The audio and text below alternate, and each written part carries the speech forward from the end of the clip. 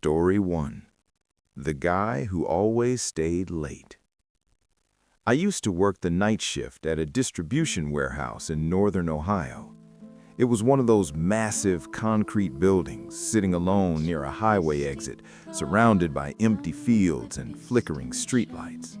The kind of place that looks abandoned even when it's fully operational. Night shift paid better, so most of us tolerated the weird hours and the isolation. From 6 p.m. to 4 a.m., it was just forklifts humming, pallets sliding across concrete, and the low static buzz of fluorescent lights that never fully turned off. That's where I met Evan. Evan had been working there longer than anyone else on nights.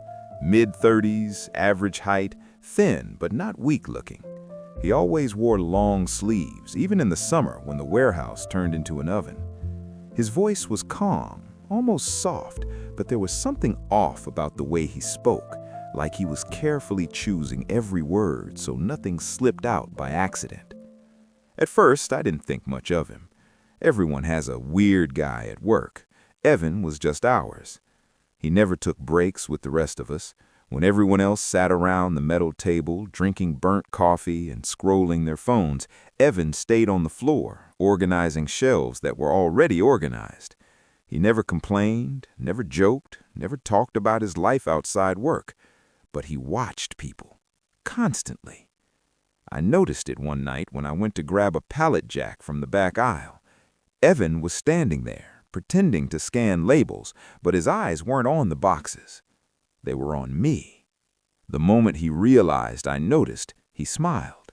Not a friendly smile, more like he'd been caught doing something private. "Sorry," he said quietly. "Didn't mean to stare. People interest me." I laughed it off. "Yeah, well, night shift'll do that." He nodded like I had confirmed something important. From then on, he started talking to me more.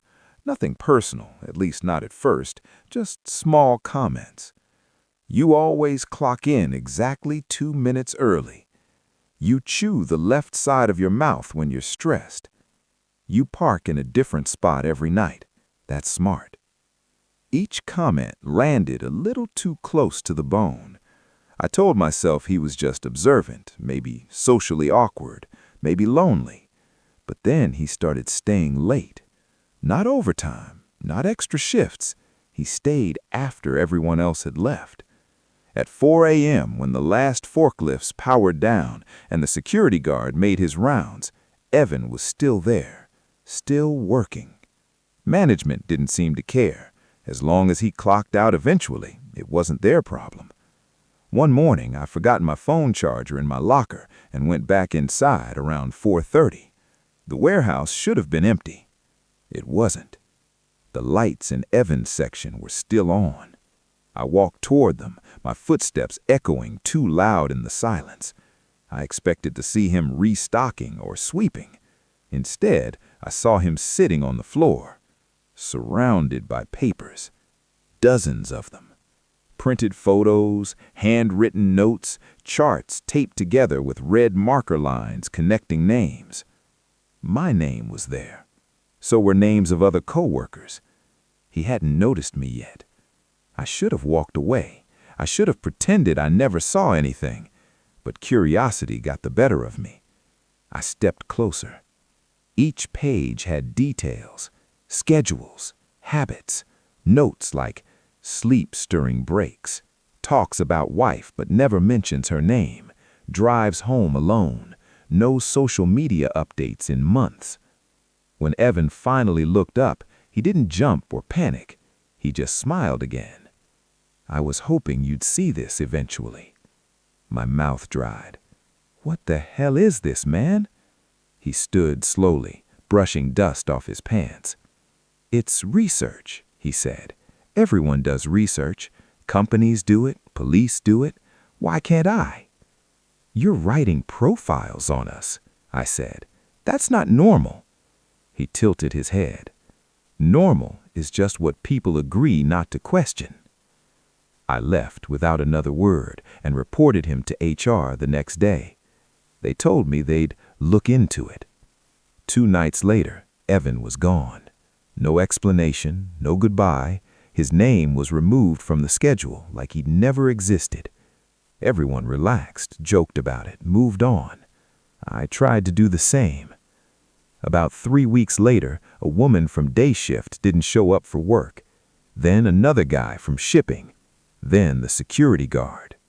Local news called it coincidence. Adults disappear all the time. People start new lives. People run. But then the police came to the warehouse. They asked questions about night shift, about Evan. Apparently, his real name wasn't Evan. He'd used fake IDs before, different names, different states. They searched his apartment. What they found didn't make the news. One of the detectives pulled me aside before they left. He asked me if Evan ever talked about patterns. I told him yes. The detective nodded slowly. They found journals, he said, detailed ones. He believed people followed predictable routines, that if you learned them well enough, you could make someone disappear without anyone noticing. My stomach dropped. A few months passed, no arrests, no updates. Life moved on. I transferred warehouses, got married, tried to forget, until last year. I was driving home late from work when I noticed a car behind me. Same distance, same turns. I told myself I was paranoid. At a red light, I checked my mirror. The driver leaned forward just enough for the streetlight to hit his face. Same calm eyes, same thin smile. He raised his hand and tapped the side of his head twice, like he was reminding me of something. The light turned green. When I looked back, the car was gone. I still vary my route home. I still don't stay late. And sometimes, when I'm alone at work and the lights hum just a little too loud, I feel like someone is still taking notes. Story 2. My coworker knew things he shouldn't. I worked customer support for a regional insurance company based in Arizona. It wasn't glamorous, but it paid the bills. A beige office building, cubicles packed tight, recycled air, and the constant background noise of phones ringing and keyboards clacking. The kind of job where people slowly forget they're alive. That's where I met Caleb. Caleb sat 3 cubicles away from me. Early 40s, clean-shaven, always perfectly dressed, pressed shirts, polished shoes, even on casual Fridays. He had a calm, reassuring voice that customers loved. Management loved him too. He never missed a day, never complained, never caused problems. At first, he seemed like the most normal person in the office, which is probably why it took so long to notice how wrong he was. It started small. One afternoon, I was on a call with an angry client whose policy had been canceled. I muted my mic and rubbed my forehead, exhausted. When I hung up, Caleb leaned over the divider. "Divorce cases always get messy," he said casually. I froze. I hadn't said anything about divorce out loud. "What?" I asked. He smiled. The caller, you could hear it in her voice. Plus, she mentioned a policy update 6 months ago. That's usually around separation time. I laughed nervously. "Guess you're more observant than me." He didn't laugh back. Instead, he said, "You're not divorced yet, but you've thought about it." That hit me harder than it should have. I brushed it off as a lucky guess. A lot of people think about divorce, especially people stuck in miserable jobs. But then it kept happening. He knew when coworkers were pregnant before HR announcements. He knew when someone was cheating, when someone was about to quit, when someone was struggling with money. Not guesses, certainties. "You shouldn't drive home on the highway tonight," he told one coworker once. "Accidents spike on Tuesdays." She laughed it off. She totaled her car that night. No major injuries, just enough to shake her badly. Another time, he told me, "You should call your sister. She's lonely today." I hadn't spoken to my sister in weeks. When I called her that evening, she broke down crying, told me she'd been thinking about hurting herself all day. That's when I stopped finding it impressive and started finding it terrifying. I began paying closer attention to Caleb. He never used social media, never talked about family, never joined after-work events. During lunch, he sat alone, scrolling spreadsheets that didn't seem work-related.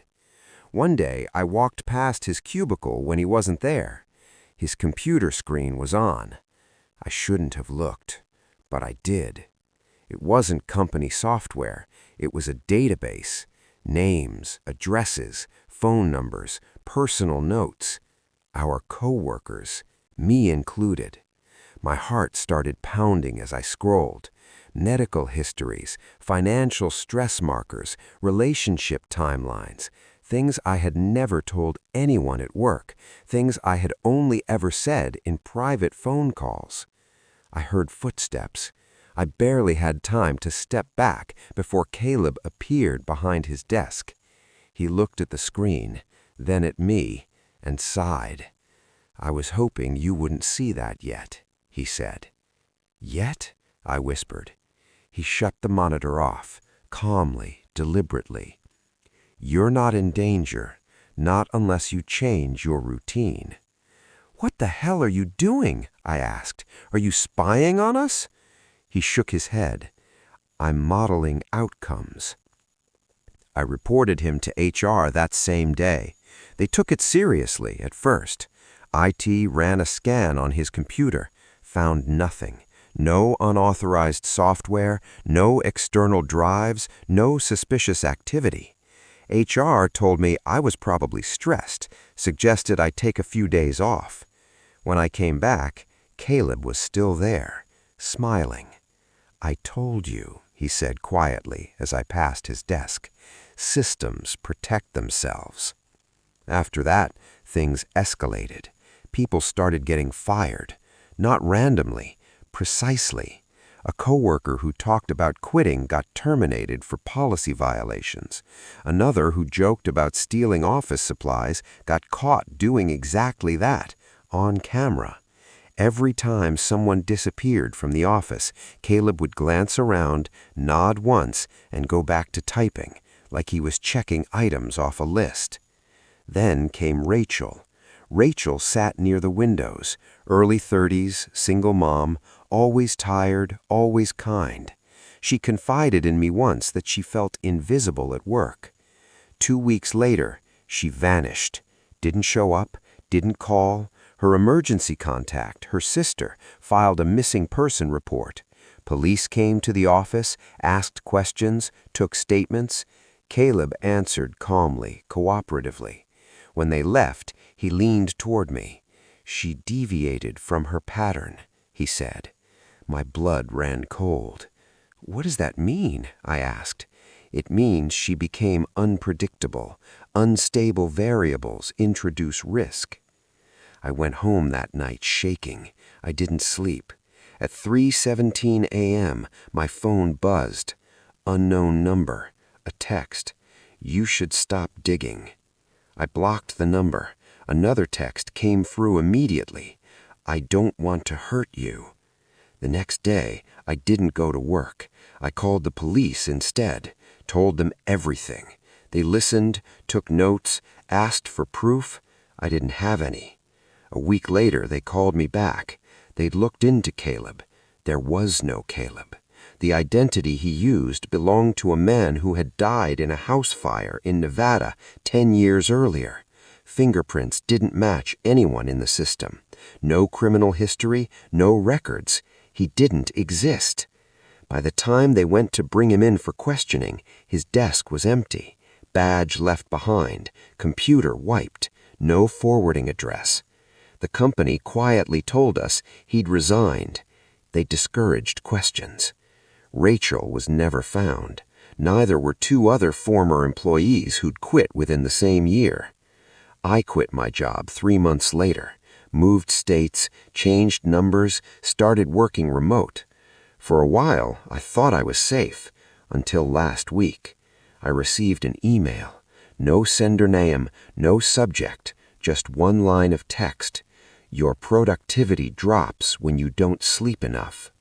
Attached was a spreadsheet, my schedule, my routines, updated. I don't know how he's still watching.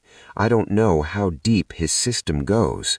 All I know is this: some coworkers aren't just paying attention, they're calculating when you stop mattering. Story 3. He was everyone's favorite coworker. Out of all the jobs I've had in my life, the one that still haunts me wasn't the hardest or the lowest paying. It was the one where everyone felt safe. I worked at a mid-sized tech company in Washington State. Open offices, glass walls, motivational posters about culture and belonging. The kind of place that bragged about being a family. And at the center of that family was Mark. Everyone loved Mark. HR loved him, managers trusted him, new hires gravitated toward him naturally, like he was part of the onboarding package. He was in his late 30s, athletic, well-groomed, with an easy laugh that made people feel seen. He remembered birthdays, asked about your kids, brought donuts on Mondays, and stayed late to help people who were struggling. If you asked anyone to describe Mark, you'd hear words like dependable, kind, safe. That last word is important, because no one ever suspects the person who makes them feel safe. Mark and I worked closely. Same team, same deadlines, same late nights. Over time, we became friends, or at least what I thought was friendship. He was always there when I needed to vent. When my relationship started falling apart, he listened, never judged, never interrupted. People reveal more than they realize when they're tired, he once said with a smile. That's when you see who they really are. I thought it was just one of those pseudo-deep comments people make after midnight. Now I know better. The first red flag came during a company retreat. We were at a lodge, drinking, laughing, letting our guards down. Someone suggested truth or dare style questions, harmless fun. Then Mark spoke up. Let's do this, but no lies, no performances, just truth. Everyone cheered. When it was his turn to ask a question, he looked straight at a junior developer named Ethan. "Why did you really move here?" Mark asked. Ethan hesitated, laughed nervously. "Job opportunity?" Mark tilted his head slightly. "No, you ran from something. Someone." The room went quiet. Ethan's smile faded. "What are you talking about?" Mark shrugged. "You don't have to say it out loud." Ethan didn't talk much for the rest of the night. A week later, he quit. No goodbye email, no LinkedIn update, just gone.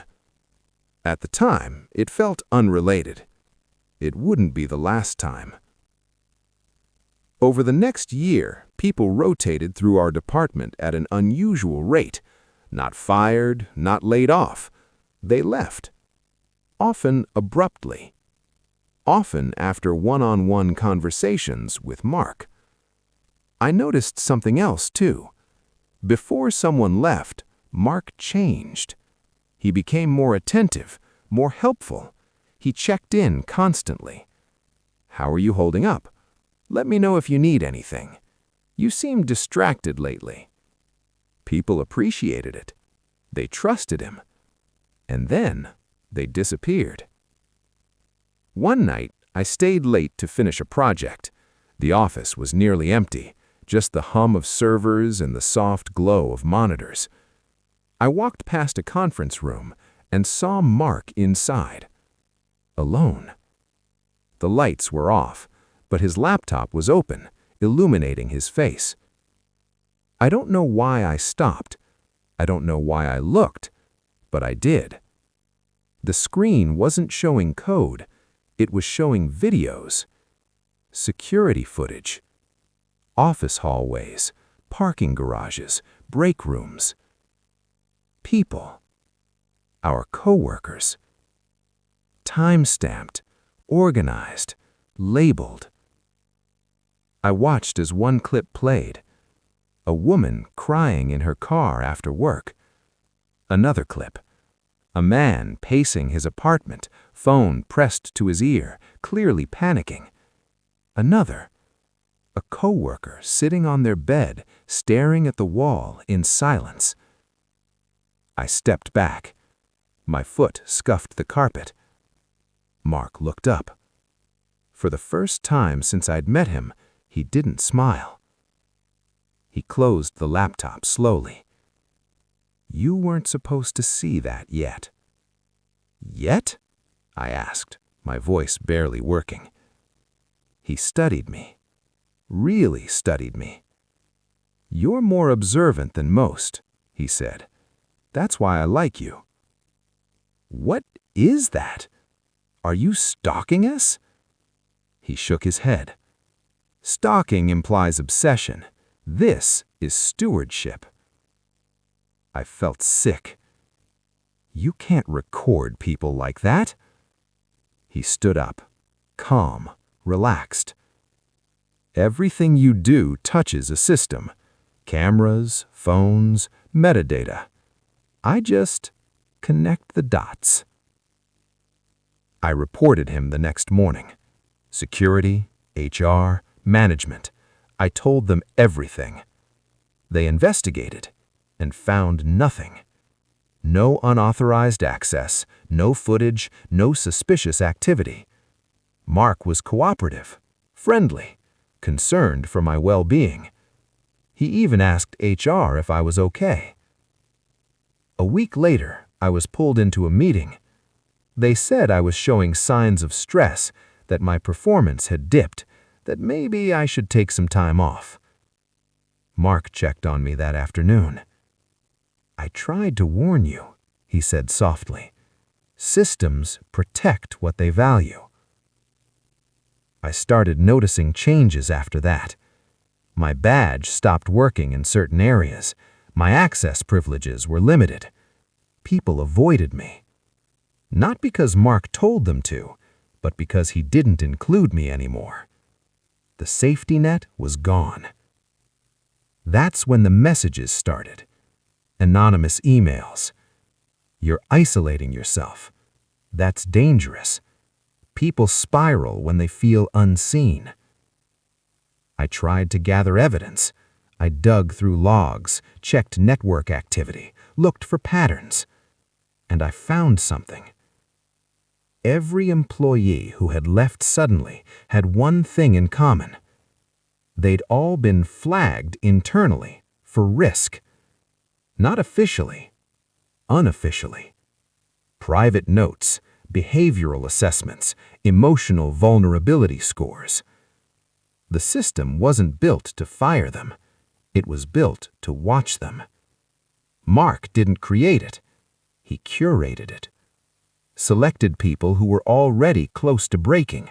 Then he became what they needed most. A listener, a helper, a friend. Until they depended on him, until they told him everything. And when they were isolated enough, they vanished. I confronted him one last time. Empty office, late evening. I asked him where they went. He looked almost sad. Some people are already halfway gone. I just help them finish the journey. Did you kill them? He shook his head. No, I gave them permission. I quit the next day. Moved, changed careers, tried to rebuild. For years, nothing happened. I believed I'd escaped. Then last month, my company announced a new hire. Internal transfer. Leadership role. When I saw the name, my chest tightened. Different last name, same first name, same smile in the profile picture. The announcement ended with a quote. I believe the best workplaces are built on trust and understanding. This time, I didn't wait. I deleted everything, left without notice, because I understand something now. The most dangerous coworker isn't the one who's quiet. It's the one who knows exactly what you need to hear and makes you feel safe enough to say it.